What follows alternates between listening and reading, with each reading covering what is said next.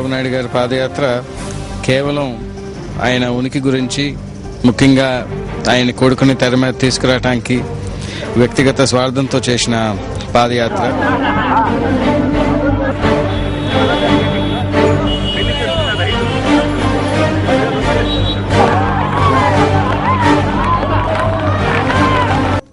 రాష్ట్రంలో వైఎస్ఆర్ కాంగ్రెస్ పార్టీనే గెలుస్తుందని రిటైర్డ్ సైనికుడు కోరాడ అప్పారావు చెప్పారు. వైఎస్ఆర్ అభిమానులు చాలా కష్టపడి పనిచేస్తున్నారని తెలిపారు. పాదయాత్ర ద్వారా వైఎస్ఆర్ కాంగ్రెస్ పార్టీ రోజు రోజుకు బలోపేతమవుతుందని పేర్కొన్నారు.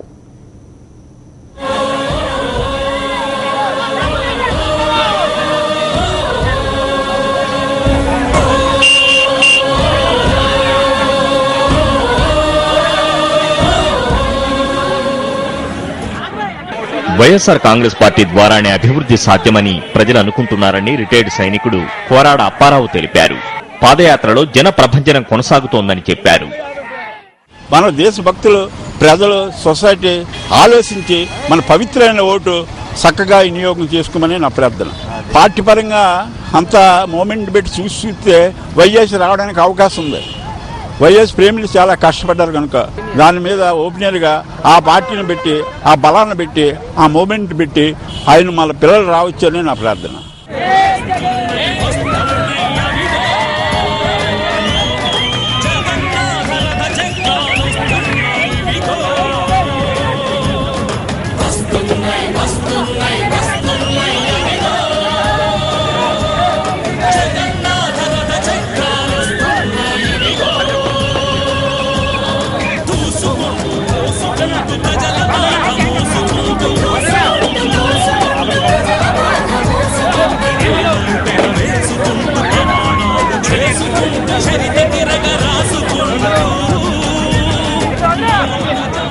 పిల్లకి 7వ సంవత్సరం స్కీమ్ రాలేదు, ఎటు చూస్తే దారి లేదు, ఉండడానికి ఇల్లు లేదు, పిల్లకి స్కీము లేదు. మేము ఎలా బతకాలా?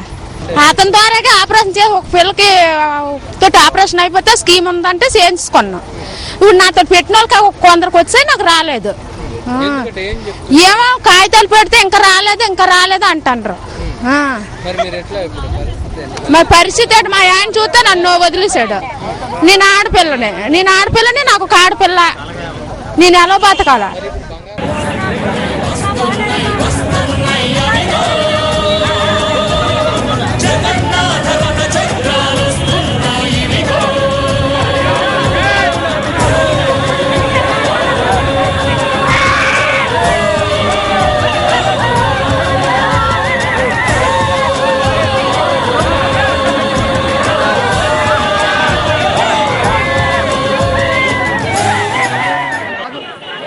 ఆడపిల్లల స్కీమ్ సరిగా అమలు కావడం లేదని మహిళలు విమర్శించారు.